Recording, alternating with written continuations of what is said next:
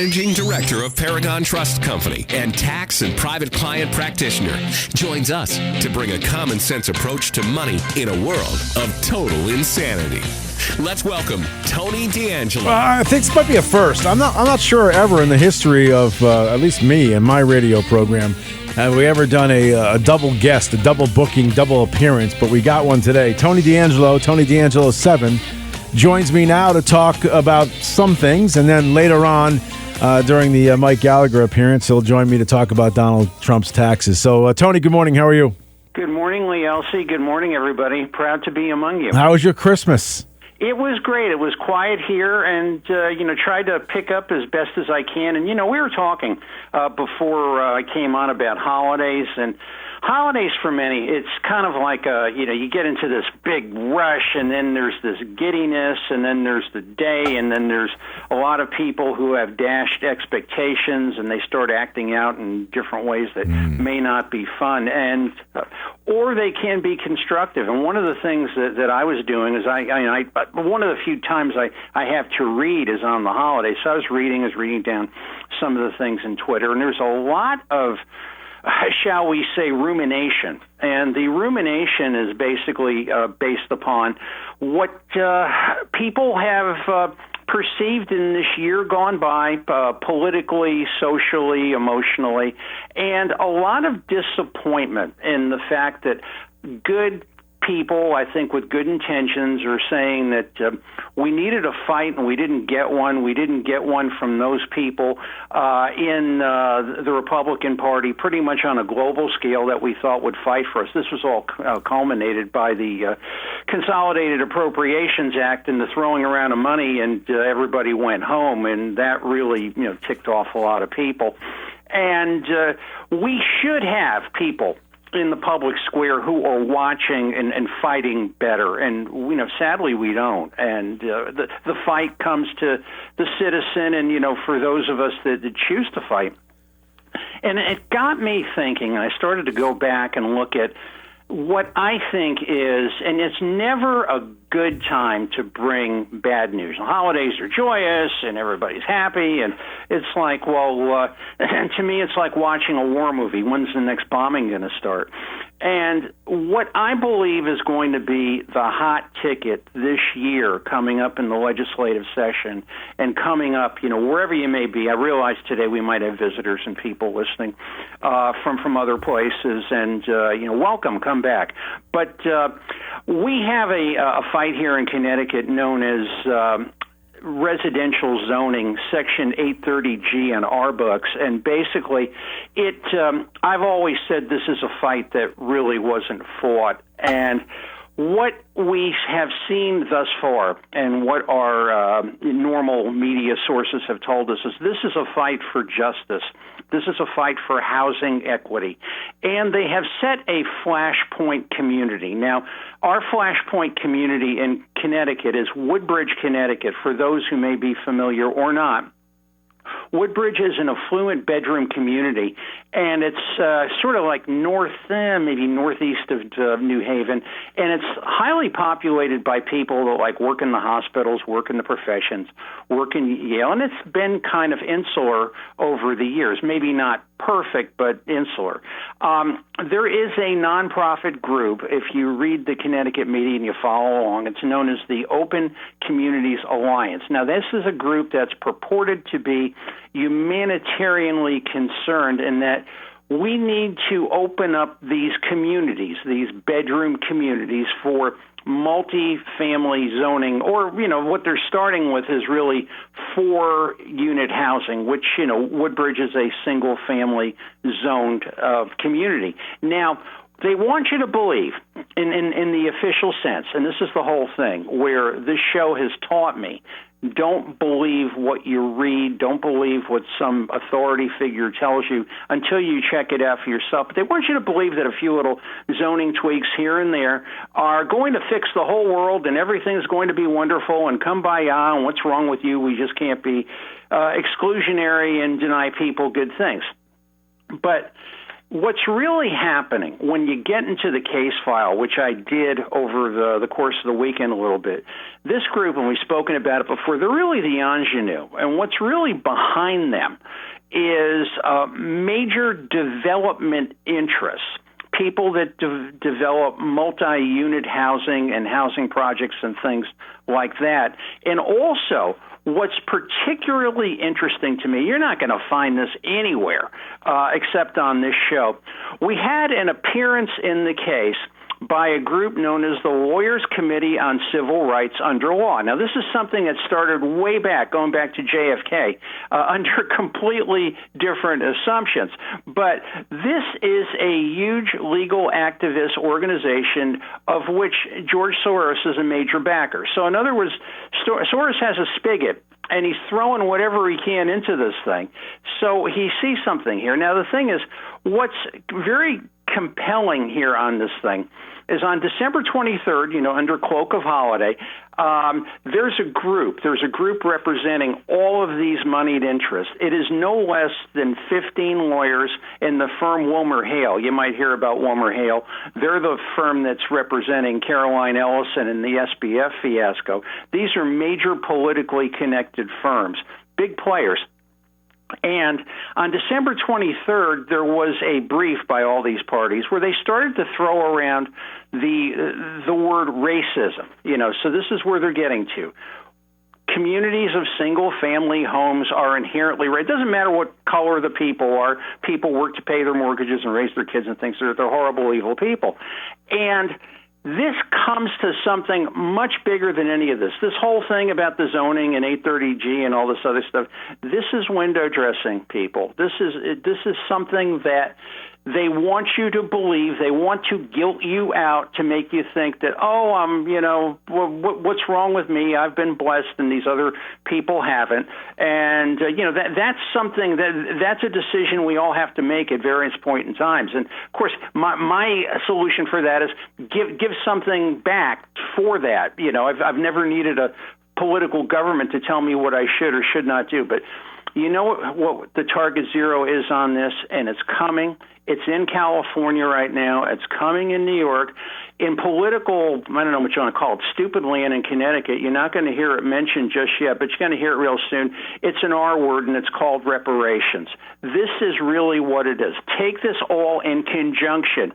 It's multi-unit housing. It's money interest. It's pointing at the single-family communities and saying, you are evil. You must do things. And what we want to do is we want to put housing in communities where the government is involved in this housing. We can do it. We're government. We can do it better than you. Now think, okay, maybe you got to be as old as I am, and there's political people in their 30s and 40s, and unfortunately, I hate to say it, I was thinking about it earlier, they are young, they are dumb, they don't know. And what they don't know is, if you grew up in a city in Connecticut like I did in Stamford, there's public housing projects. All of them were torched. All of them were razed because 30, 40, 50 years of government-controlled housing, what do you get? Drugs, prostitution, because government can't regulate it. And, I had friends in Chicago in the 90s when I was doing work out there. They would tell me about Cabrini Green. Children, you got to go read about what happened with Cabrini Green. This is what happens when government gets into housing. This is we're only looking at the tip of the iceberg, Lee Elci, and it's your ball, my friend. Tony, where are these people at now? Like that they want to move into this housing? Where do they live now? The people who are looking to enter into the residential communities? Yeah, like where? They're not on the street. There's not thousands and thousands. No, presumably they're in rentals in cities that are supported with tax dollars. All right, so what is what's the push? What's the reasoning that they want to expand folks into these different communities? Go back to that lawsuit. All right. Go back to the Open Communities Alliance, and I encourage everybody, get on the Connecticut judicial site, look at the papers, and read it.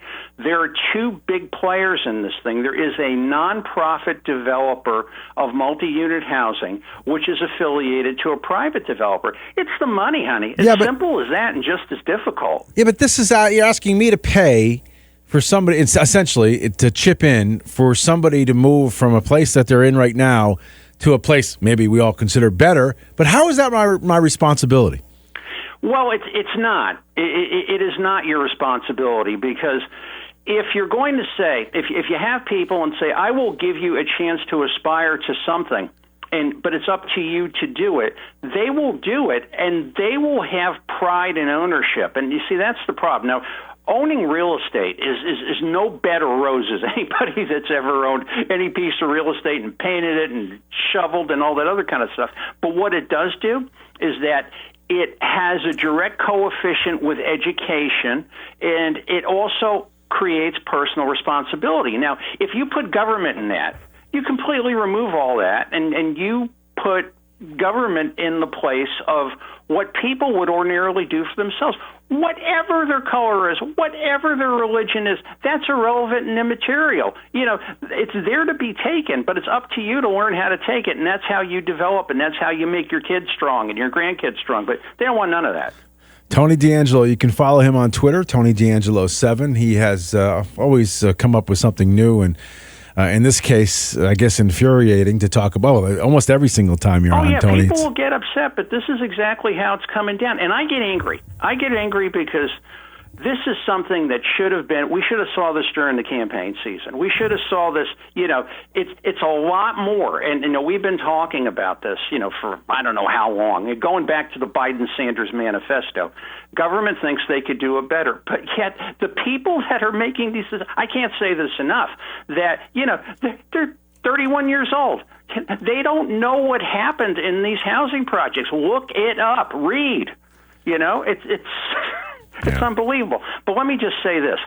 In order to get to reparations, you've got to have an event. You've got to have something you could point to say, well, this is something that's terrible. Look for all this to happen. And when we were in California in October, very good friends, I won't mention their names, we know them, who were pointing out to me in Palm Springs, there was a mayor, Frank Bogert. This is going back to maybe the 1930s, who cleared away settlements where people of color were living to build houses. And they're making him sort of the poster boy for, okay, we've got to clean that area up. Whatever those houses are, we got to tear them down. We got to put houses, affordable housing there. You need an event. You need something to say, okay, we're going to right the wrongs of people whom we didn't even know. You've got something in Connecticut. I'm reading in the College Fix here. Yale is really, very close to Woodbridge, and this is all, don't think all this stuff happens by accident, kids. Where they're talking about funding the New Haven Promise with more scholarships. The New Haven Promise is if you graduate a high school and you meet certain requirements, Yale will pay for your tuition, and it's a good way, believe me, this is great to do this for kids that want to work, sure. But it's a way for Yale to say, well, look, we're doing our part. And they do have an event. It goes all the way back to 1831. And there was actually a college that black people wanted to construct in Yale. The old racists at Yale blocked it. So now you've got that there. So you can magnify that into something much greater. Another thing, and this is to your point earlier, Lee, about what is this? What's the purpose of this? Look for something happening. This is happening right now in California. What happens there comes here, called reparative housing. And reparative housing is very much like the Frank Bogert situation. There was a freeway, there was a highway that tore down a settlement. Well, we're going to close the highway, and we're going to put the housing back there, in the name of social justice. And, and when you actually start to think about the amount of money that they're talking about in reparations, read. Don't read state-run media in Connecticut. It'll tell you nothing. But read what's going on around the country. They're talking about in California $225,000 a person. $225,000 a person. Yeah. Now, and New York looked at that, and the people in New York Assembly are saying, well, hey, that's chicken feed. That's a bag of beans. And think about one thing. Think about Connecticut. Think about how Connecticut operates. Do you think for a moment, does anybody think for a moment that these reparations will be handed out? Ed McMahon and Dick Clark are going to go around knocking on doors, handing out checks. No. It will be in some agency in Connecticut. I don't know if it'll be the Department of Consumer Protection, Office of the Attorney General or something. It'll be exactly what A.G. Tong did with the McKinsey opioid settlement and kept the money in a pot and so, I'll dole it out as I need it, and we're just going to, hire this great bureaucratic army to do this, and the GOP will push back and say, well, we could do this, but we need a smaller army. I mean, this whole thing is bonkers. Tony D'Angelo, follow him, Tony D'Angelo 7 on Twitter. We're going to run out of time. Was there anything else, Tony? Well, I think that's something to think about. We have a lot more that we can get into the next time. But all right. This is, and let me just say this.